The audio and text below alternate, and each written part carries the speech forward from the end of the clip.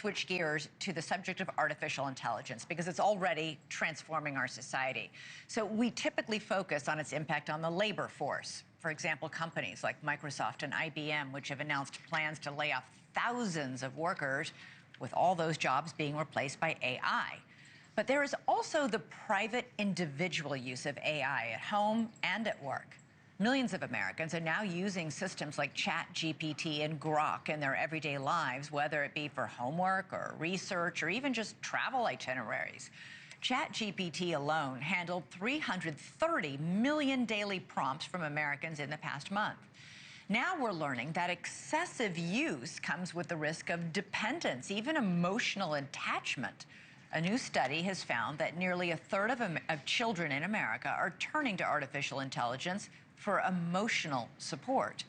Experts are worried the most vulnerable users are starting to engage in ways that are harmful, even leading some to the brink of psychosis.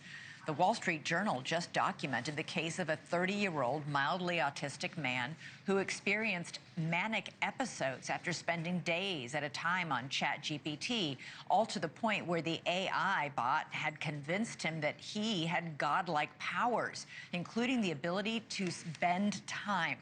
This man was hospitalized twice. And that story is not an isolated incident. Someone who's particularly concerned about that is my next guest. Dr. Pierre is a psychiatrist who works with individuals with psychotic disorders. He's also the author of the book titled False Doctor.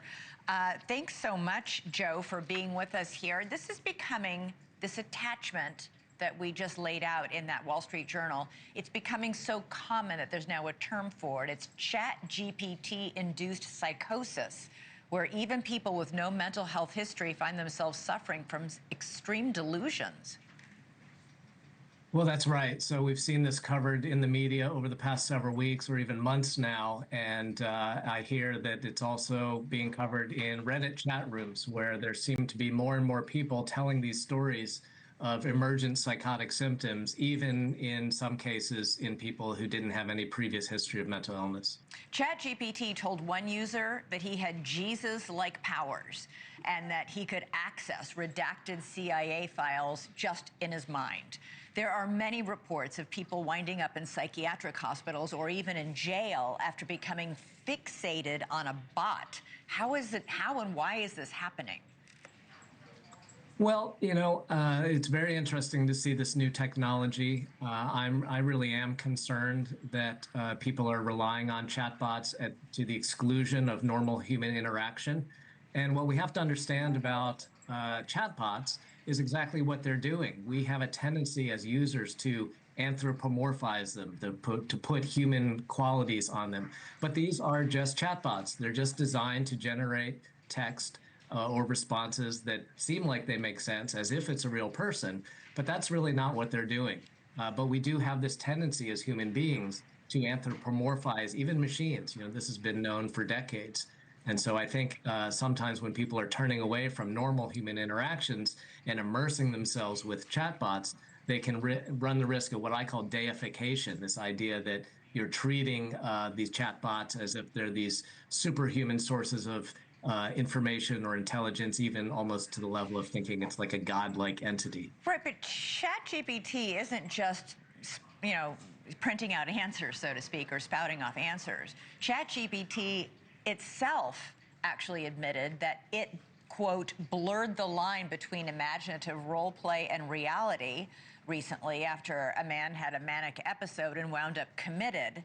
When asked to self-diagnose, ChatGPT owned up, saying, quote, I failed to interrupt a manic or dissociative episode. And that's rather startling. Well, indeed. And I think, a lot of this gets at sort of trying to educate the public fundamentally about what these chatbots are really doing. Because, again, we tend to think of them as thinking or giving answers.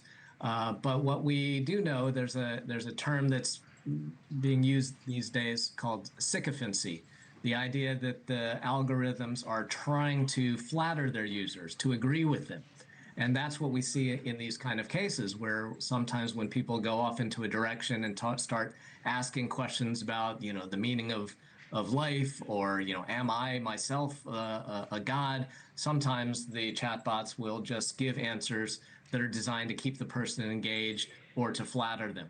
And that seems to be a real risk factor for how some of these things tend to spiral out of control, because Right. what they're not geared to do is give accurate information. That's simply not what chatbots do. OpenAI recently announced that it was going to redesign and update ChatGPT because it was, quote, overly flattering and agreeable. Is it going far enough? Is it doing enough?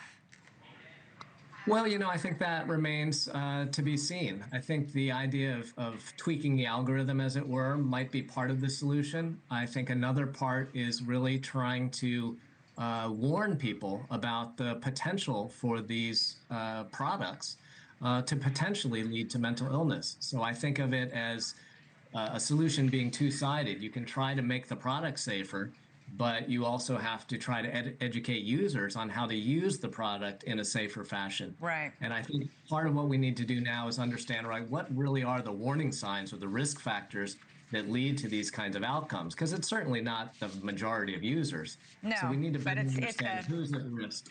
It's a troubling trend that is definitely all of a sudden seems to be spiking, at least in public awareness. Dr. Joe Pierre, thank you so much. Thank you for watching. Subscribe below and download our NewsNation app right now on your phone, and you will get fact-based, unbiased news for all Americans.